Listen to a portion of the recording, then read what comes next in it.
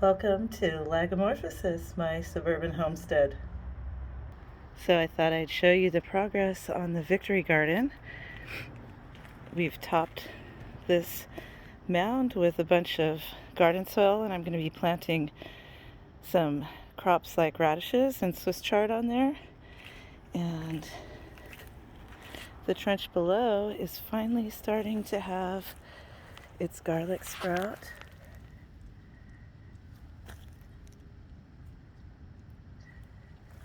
Finally. And then this side is continuing to do pretty well with the snap peas touching the top string, so I'm going to be adding more string. And there's garlics in and amongst the artichokes.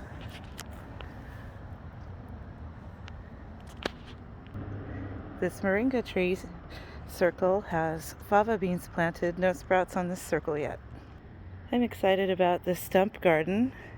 I filled it up with garden soil and a layer of compost, and it's loaded with flower seeds. They are, oops, my shadow. The flower seeds are starting to come up. So that's going to be pretty. I've been doing a sketch about what that's going to look like.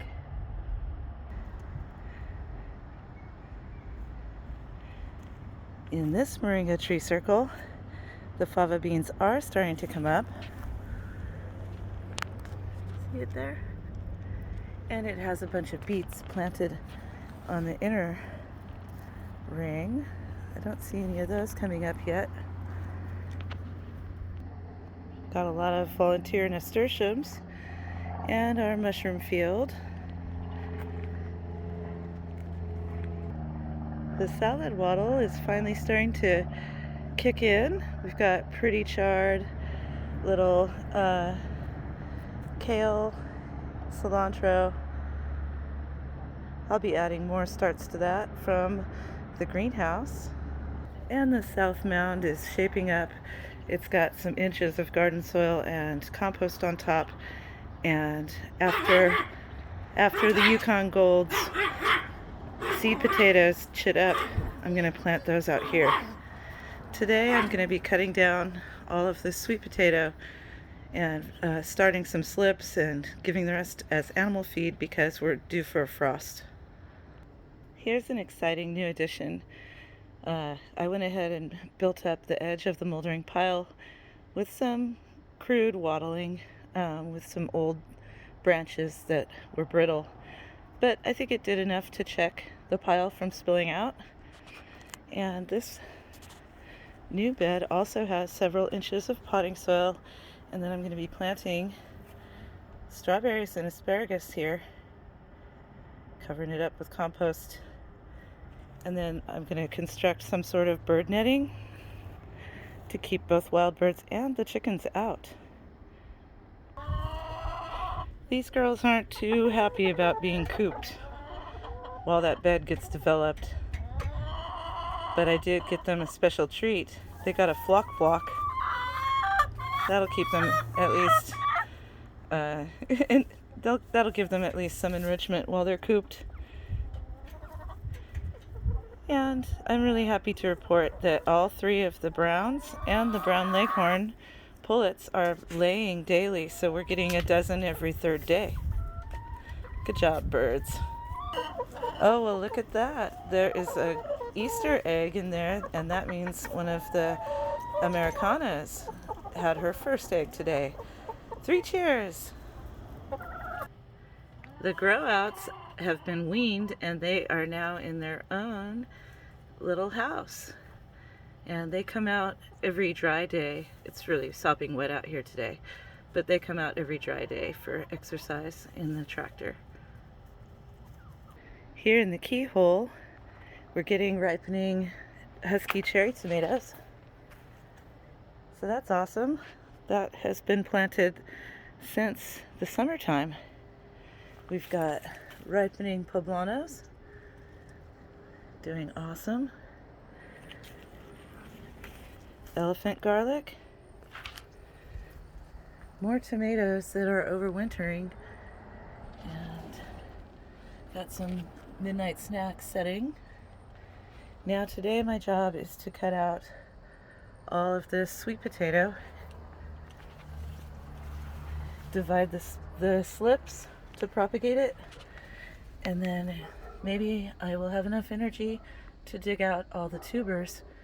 There's quite a few, so that'll be a job. And the ground is wetter than is perfect for that task. They will keep in a frost underground. It's the foliage I want to preserve for when it's cold. Here's a little experiment I'm going to be trying where I take cardboard boxes filled with soil, get some hot weather plants started in those inside the greenhouse, and then when I transplant them, I'll just take the bottoms out of these cardboard boxes and place them right into the deep mulch areas. Well, I just opened up the greenhouse to show you inside, and it fogged up my glasses. But look at how it's coming along in here. As you might remember, my husband built these beautiful wicking beds out of some really nice redwood. They're lined with pond liner. They've got a gravel and pipe reservoir under the garden soil. And so you water them through these pipes into the reservoir, and the water comes up to the surface. And check it out. I've got a lot of carrots, kohlrabi. Even the celery is starting to sprout, which I've never had happen. Got some mesclun salad mix. Not the greatest germination, but more than I've ever had. Check out the pak choi. It's time to start thinning that, eating the tiny baby leaves. And beautiful spinach, my most successful spinach. These bins contain mushroom spore and wet straw. So we've got Italian oysters, and we've also got golden oyster mushrooms growing in these bins. This wicking bed has yet to be seeded, but I'm thinking I'm going to put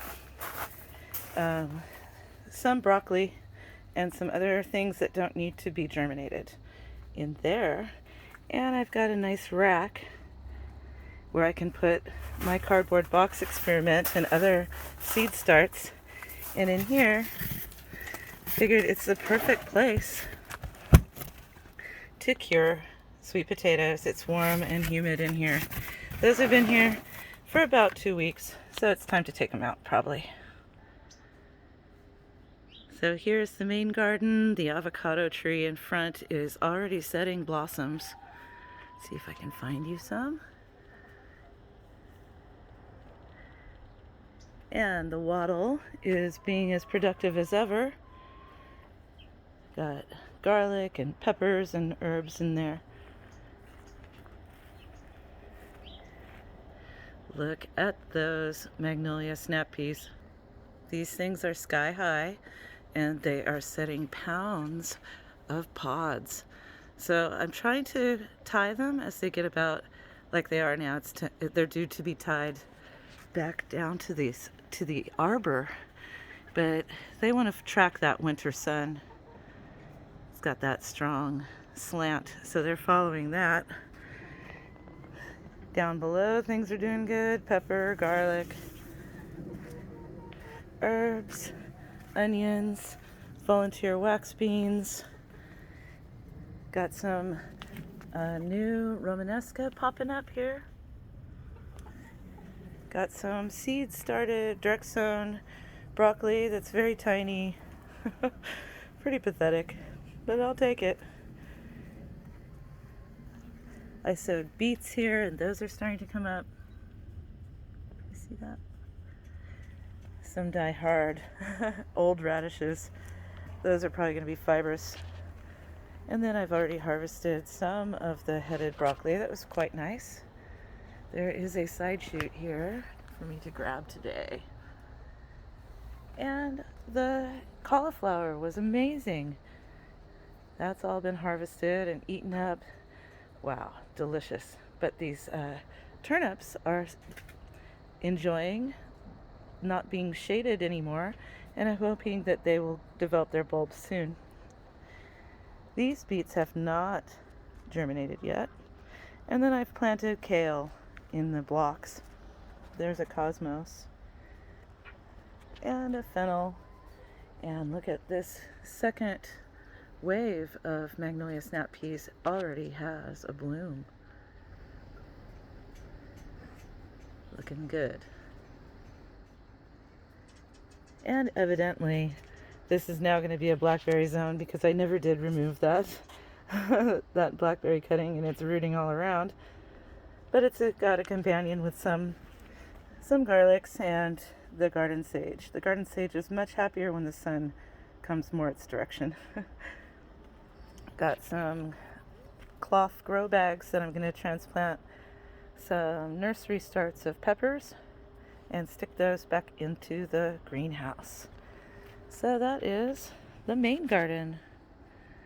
Oh, also, I should tell you, here is the orange tree, and we have already harvested, I don't even know, last count it was 100 pounds, but we've taken more. Today I'm probably going to have to strip that due to, once again, the frost coming in. This fall I reseeded the mini pasture. It's got that Southwest poultry mix with flax, clover of several colors, and field peas. And there's some volunteer alfalfa and grasses in there as well. So once those get established, I can cut it, give it to the animals, or if it's really mature, put some animals in here for grazing time. Here's my seed catalog. I got this new container. It's not the best because it does kind of smash down, but you can smash it down over there. Yeah, so I've mostly picked these up locally. I don't really order seeds online. And then I have another container of seeds that I've propagated myself. So they're just kind of flowers and cole crops, salads and leafy greens and onions and corn and odd things, oddballs, and then the nightshades and beans and the cucumber squash family, melons, and in the back some herbs. This year I've tried to get more organized, and so I've written down all of the seeds that I have and their days to harvest and the date that I've planted them. And I even started to color code where I plan on planting them out. Here's another thing that helps. I write lists of what to do, all the different chores. And in this case, I went ahead and kind of made a map, and I wrote the chores in the location where they are to be done. It feels good to cross them off. See, it does feel good to mostly cross everything off. And just even have that kind of is my garden journal. Thanks for joining me on this tour of my suburban homestead. I call it Lagomorphosis because rabbits, the family of rabbits, is called Lagomorph, and they have created a metamorphosis of my land here, adding so much fertility, so much beauty, joy, and we feed them and they feed us. It's a beautiful thing. I hope you're having a wonderful day. Sending you all my love, kindness, peace, and joy to you and yours. Be well. Cheers.